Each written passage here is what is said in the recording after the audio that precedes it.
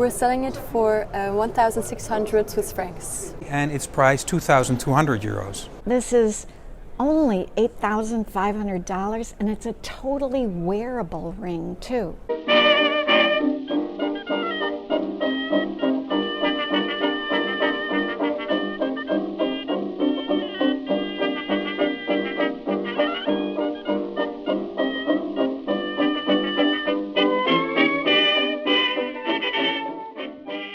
My name is Robert Aronson. I'm the owner of Aronson Antiques in Amsterdam.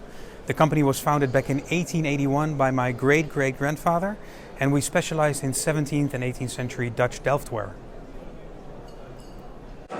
Right, well maybe you could show me around and show me some different pieces in different price categories. Of course, with great pleasure. Let me start with a wonderful object that really shows the quality of what Delft was doing, especially in the late 17th century. This is a flower vase, and we see in this model a garden vase. The shape underneath is a garden vase, a jardinière, and this one is covered to make it what we call a portable garden. So you would stick flowers in there, you would hold water in the bottom, and you could take it through the house and put it on a place where you want to have some flowers to decorate the place. So this is really one of the early objects and one of the rare objects that I have in my stand here. But I have a very nice other object. So do you know which workshop would have made this? Sorry, yes, of course. This is the Greek A factory. So Delft knew about 30 factories producing Dutch Delftware, ceramics, and this was made under the ownership of Adrianus Cox at the Greek A factory. And because of the signature underneath, we know exactly the dates of when he was proprietor of the factory. So it was made between 1686 and 1701. So a very exact dating because of the mark underneath. And may I ask how much you're selling it for? Yes, of course. This is priced 78,000 euros. Right. But also in the other price ranges we have very nice things, and that's the nice thing of collecting Delftware actually. You can get in at a much lower price level. Now, me personally, I don't do the 100 euros, 150 euro things, but they're out there in the market, even 17th and 18th century. But what I have here is a beautiful plate that I would like to show you. And we actually dedicated an entire section on our website to plates because they show so nicely what the Delft potters produced. And I have a particularly nice one here from around 1760. And it's a polychrome piece, a colored piece, multicolored. It is unmarked. Let me turn it around. You just see my sticker on there. There's no mark on it. So we don't know exactly at which factory it was produced. But it's a beautiful piece. It shows a little Chinaman seated in the center. With a little pagoda in the back, and of course this beautiful tree, and there's these other oriental figures that are seated around the edges. So the quality is very beautiful. The provenance of this piece, and that's also much more important every year almost, is very nice as it came from the Fritz Philips collection, the founder of the Philips electronics company. And this one we have priced at 2,250 euros.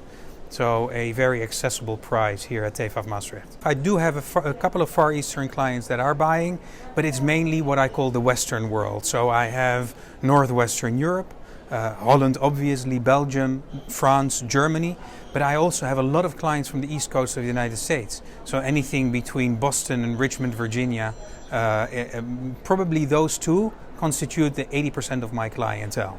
Let me highlight another plate then, because the plates are of course the pieces that are very accessible, and this is a really nice one because it came from the Jules du Sermon collection, as we can tell by the sticker underneath it. And the Jules du Sermon collection is a very famous 19th century French collection of beautiful Dutch Delftware objects. So it's objects that we still see nowadays coming to market and that also found their ways into big museums. So this is a very beautiful plate. What we're looking at is a Delft Doré plate. We use French terms to describe Dutch Delftware because the first research done was in the 19th century by a gentleman called Henri Havard, and he wrote in French. So this is a Delft Doré plate, which means Delft with gold. And there is actually gold worked into the decoration of this plate. What we also see here is the typical blue and red decoration that we find on Japanese imari. So there also was an influence of the Japanese imari. This plate dates from the early 18th century, by the way, and it's priced 2,200 euros. So how come that they have such good provenance, but they're not very expensive? Right, exactly. because because this is what the market does, I think, at the moment. So you can find these beautiful plates, and I always have these in stock also to share them with my audience. I think the plates are always a very nice entry point into the market because they really show what the factories made in Delft in the 17th and 18th century. Do you have any advice to young collectors who are just starting out collecting these objects? Buy from the heart and buy at good dealers that have the knowledge about the subject that you're interested in. Okay, thank you very much. It's my pleasure. Thank you. Hi, my name is Zita. I'm from Plektron Fine Arts Gallery in Zurich, and we specialize in Greek and Roman art. I will show you today a Roman teardrop-shaped pendant with a red, dark, intense garnet inside of it. This kind of gem is dating back from the 1st or 2nd century AD, and it was used as a sign of wealth and social status for high-ranked women and families. Also, men used to wear a lot of jewelry, but this one is especially for women. So here you see this fine granulation technique, which is from the Hellenistic period, and it gives this beautiful kind of very sign of quality and richness to it, which makes it an extraordinary piece actually. And so all around it's gold, dating from back then. Can you tell us how much you're selling it for? We're selling it for 1,600 Swiss francs. Yes. Well, what is fascinating about jewelry from back then is that it's so wearable. It's like you're wearing history, which is, I think, much better than wearing modern pieces. And also this garnet is a semi-precious stone as we know today, but back then it was actually a very precious stone because we didn't have so many precious stones back then. So it's actually, for that time, very chic, very it was an important kind of stone to wear, and showed that you were from a high-ranked family. And so I think it's great if you would wear jewelry now, that you have this kind of feeling that you're this Roman empress who wears jewelry as they did then. And so what would your advice be to young collectors who want to get into the antiquities market? Where should they start? What should they look at? Well, I mean, jewelry it's timeless. So if you want to start in antiquities and you are on a budget, then I think it's always a good idea to look at jewelry first, because it's an easy way into that world as well, and you're also collecting something that is easy to pass through generations, and in that way it's a sustainable kind of way of going to antiquities and going into collecting. My name is Sandra Hindman, and I'm the owner of the gallery Les Enluminures. We are in Paris, Chicago, and New York, and we are specialists in the Middle Ages, in medieval illuminated manuscripts, books of hours, but also historic jewelry. And here I am in front of a selection of our historic jewelry.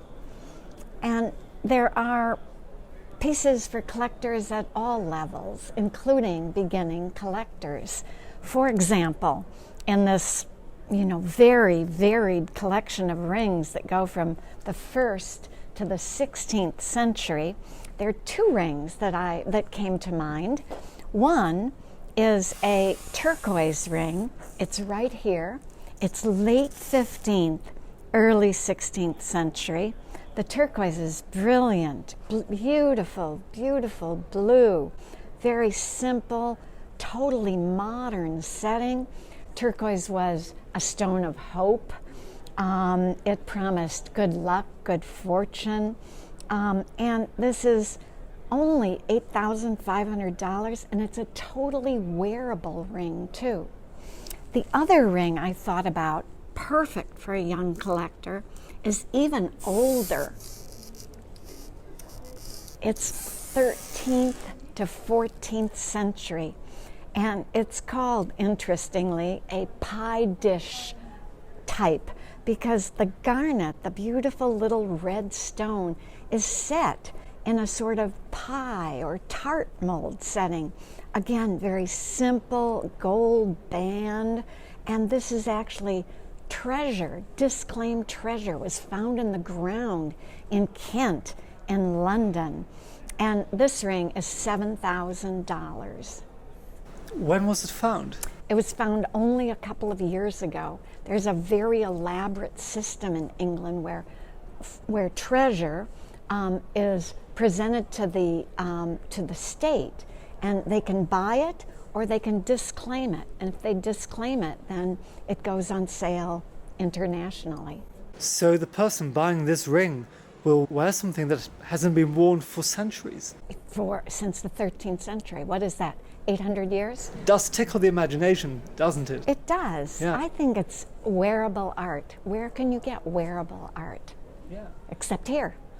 So do you have any advice for beginning collectors? You know, ask all the questions you can. Ask for a complete description. Ask about what kind of stone, whether it's wearable or not, how it is priced. What would you say is the biggest mistake a beginning collector could make? Oh, what a good question, and you should have warned me. Let me see. A mistake for a beginning collector, maybe to buy without arming themselves first with enough knowledge, because this is historical material. Great, thank you very much. Thank you, my pleasure.